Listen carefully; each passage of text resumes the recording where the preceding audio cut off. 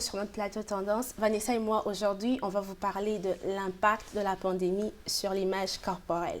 Pendant la pandémie, on s'est plus retrouvés près de notre réfrigérateur qu'autre chose et ça a été difficile à gérer, je le sais. Mais avant de commencer vraiment et de rentrer en profondeur, si tu te demandes c'est quoi l'image corporelle, c'est quoi ça? Ça veut simplement dire que c'est la façon dont chaque personne voit son corps, son propre physique. C'est quoi la perception est-ce que tu as de toi lorsque tu te regardes dans ton miroir, en fait, physiquement, c'est ce que ça veut dire. Okay? Et l'image corporelle, elle peut être stable, elle peut être positive, elle peut être négative, elle peut aussi être détruite par plusieurs choses. Okay? Quand on dit qu'une personne a une image corporelle positive ou a une image de son propre corps positive, c'est simplement pour dire qu'une personne qui est satisfaite de ce qu'elle est, une personne qui sait que son estime de soi ne dépend pas de son apparence. Et une personne qui a une image corporelle négative, c'est vraiment une personne qui est insatisfaite de ce qu'elle est, une personne qui est embarrassée, qui n'aime pas ce qu'elle est. C'est ce que ça veut dire. Excellent.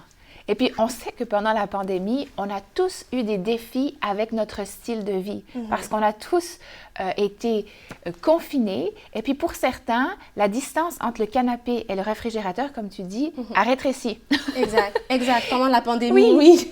Et j'ai même vu un sondage qui disait que 51% des personnes ont dit que leur image corporelle a complètement changé de façon négative pendant la pandémie.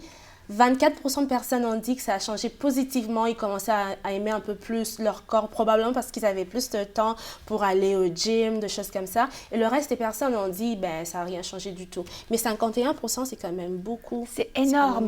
Mais je pense qu'il y a des gens qui ont décidé, pendant cette pandémie, de se prendre en main, d'avoir plus de temps, de regarder des programmes en ligne, de faire du sport en famille.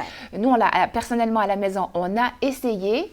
Ça n'a pas fonctionné super, disons, mais on a essayé, au moins on a essayé. Oui. Et il y a des personnes qui, au lieu justement d'aller au gym, qui avaient cette motivation de sortir, se sont retrouvées à rien faire. Et puis c'est comme, ça devient comme un cercle vicieux. Moins t'en fais, moins tu as envie de te bouger, moins tu te bouges, plus tu as envie peut-être de rester léthargique. Et puis après, il n'y en a même plus l'effort. Et une autre cause aussi qui a créé ce shift dans l'image corporelle pendant la pandémie, c'est aussi le fait qu'on a été vraiment exposé aux médias sociaux. C'est le fait de scroller ton téléphone, là, t'as rien à faire, tu vas pas au travail, tu es à la maison.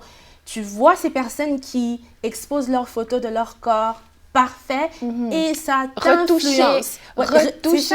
Complètement retouché et ça t'a influencé négativement. Tu as commencé à te dire, il y a quelque chose qui ne va pas avec moi, pourquoi j'arrête pas de prendre du poids, pourquoi ma peau est imparfaite et tout ça. Et ça a eu beaucoup d'impact sur nous. Donc là, on va parler un peu de quelques tips. Qu'est-ce qu'il faut faire pour améliorer notre image corporelle? Parce que oui, on peut améliorer notre image corporelle, l'image qu'on a de soi-même. Donc la première chose, se concentrer sur ce que tu apprécies chez toi. Qu'est-ce que tu aimes? Lorsque tu te regardes, qu'est-ce que tu aimes? Qu'est-ce que tu dis que ça, c'est mon atout, ça, c'est ce que Dieu m'a donné? Se concentrer sur toi. Je pense que tu avais un verset qui s'adapte à ça. Oui, j'ai le psaume 139, 14 qui dit « Je te loue, que je suis une créature si merveilleuse, tes œuvres sont admirables et mon âme le reconnaît bien. » Alors, la clé, je pense, c'est que mon âme le reconnaisse bien. Parce que c'est un fait, mais il faut que mon âme, il faut que je me convainque, il faut que je le confesse. Oui. Et des textes qui te rendent inconfortable.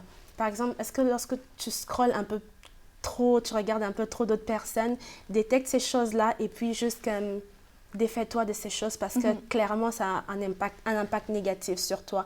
Et une dernière chose peut-être, il faut qu'on soit capable de faire la différence entre l'autodiscipline et l'autoglorification. Si tu vas au gym, est-ce que tu le fais parce que tu veux t'autodiscipliner ou tu le fais parce que tu veux te glorifier? Et c'est très important de vraiment insister sur cela. Donc, n'oubliez pas que vous êtes aimé de Dieu, que vous êtes parfait aux yeux de Dieu, que vous êtes exactement comme Dieu veut que vous puissiez être.